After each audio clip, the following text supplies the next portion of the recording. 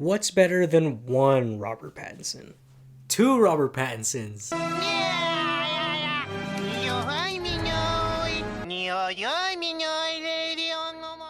Mickey 17 is directed by Bong Joon Ho and stars Robert Pattinson, and follows an expendable worker who is demanded to commit to his job of dying, only to be reborn in a new body after. Bong Joon Ho is one of my favorite directors working today. I think every movie I've seen of his I have liked a lot. You have the very popular ones like Parasite and Memories of Murder that are just really excellent, and then you have Snowpiercer and Okja. These are all movies that I really like, and so you couple that with the fact that one of my favorite actors working today in Robert Pattinson is set to star, and you have one of my most anticipated movies of the year, by far. To get it out of the way, first of all, Robert Pattinson is amazing. Not only is he fully committed to playing this dorky, clumsy loser of a character, but he's playing another version of himself, and that's a really, really hard thing to do. Look at something like Gemini Man, which does a similar thing with two Will Smiths, but in my opinion doesn't do it very well. It's not very convincing that these are two separate entities. Whereas you take Mickey 17, both of the Mickeys in this movie, 17 and 18, feel very, very different. The way that they're integrated into the movie is just so natural. Like, I forgot that Mickey 18 is just Robert Pattinson doing a completely different thing. It speaks volumes to not only how well Robert Pattinson's performance is, but also how good like the effects to get that done are. There's a lot of runtime in this movie where it's the both of them in frame. This movie doesn't cheapen out with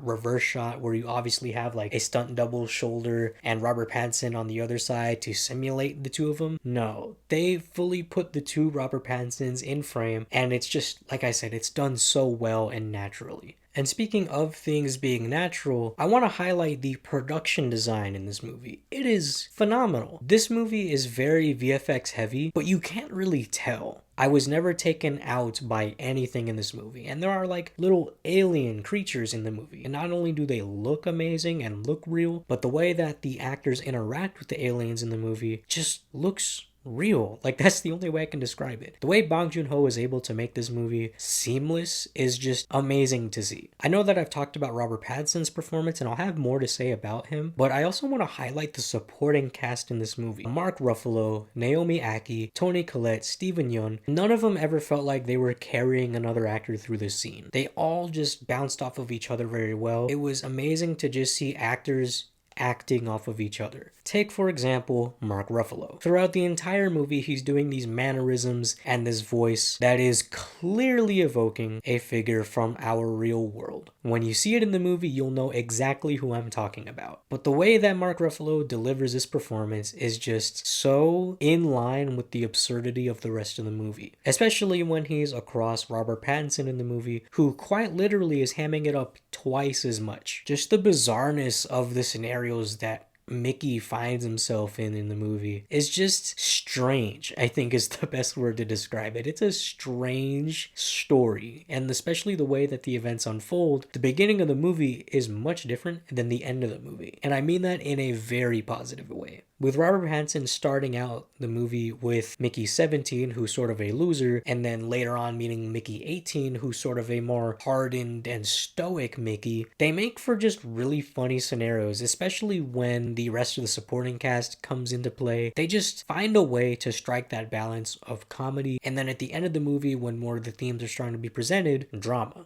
And sort of going on to the themes of the movie, I think that this movie is very relevant right now, especially in the depiction of the sort of carelessness of CEOs and how they view people in the workforce. The program that Robert Pattinson is a part of in this movie is quite literally called the Expendable Program, and this movie is very heavy-handed with how it treats that. I particularly liked the middle section of the movie where the two Mickeys meet and we sort of start to see the scope of everything that's going on. We spend the beginning of the movie sort of explaining the world and what the program is, what Mickey has gotten himself into, and the middle portion of the movie sort of starts to unfold all the different themes in there. Once the two Mickeys are introduced, it takes this very subtly dramatic shift that is just really interesting because you have two Mickeys and they view the world very differently. You have one Mickey that's just dedicated to committing to his career and being expendable, and then you have another Mickey who's just pissed that this is the life that he has to live. It's an interesting way to visually show like the two halves that a lot of people will feel, because I think a lot of people can relate to the idea that they're committed to their job, they want to make money, but at the same time they're upset with how they're being treated and wish that things could be better. This movie just explored that sort of mentality in a really funny way, because while I was laughing, I sort of was like thinking, oh,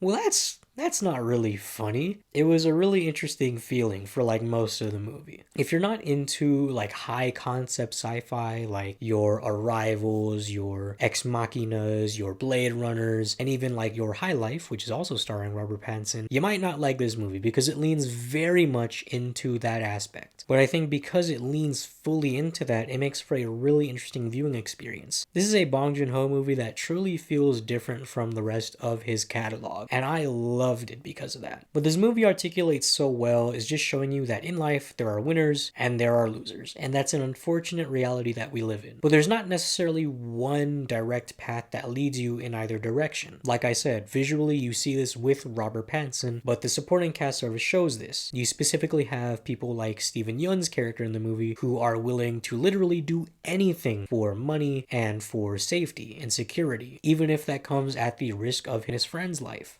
And then, like I mentioned, you have Mark Ruffalo and his wife in the film, played by Toni Collette, who are the unequivocal winners in the movie, that are on top, and they sort of feel like they get to dictate the way things are done because they're at the top. There's a very deep level of introspection that I think can be had after watching this movie, especially if you're somebody that's in the workforce right now. Without spoiling it, the ending of the movie is all about the cycle. At the end of the day, there is going to be somebody that carries on the thoughts and beliefs of people that came before that you may disagree with. And that's the cycle of everything. It's just done in a really, really cool way that at first I was very confused about. But by the end of the movie, I just admired how they handled that. As far as I'm concerned, Bong Joon Ho crafted another banger for his filmography. Not only did I love the performances from Robert Pattinson, Mark Ruffalo, and everyone else in the movie, but I loved the way that the themes were presented in the movie, and I thought that the comedic approach that this film took was just a really smart one and made for a very fun watch.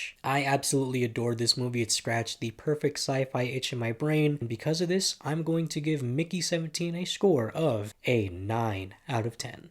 Summer season is just around the corner, and that means reviews are going to be coming to this channel like crazy. So if you enjoyed this video, please subscribe. Thank you all so much for watching. I'll see you all in the next review.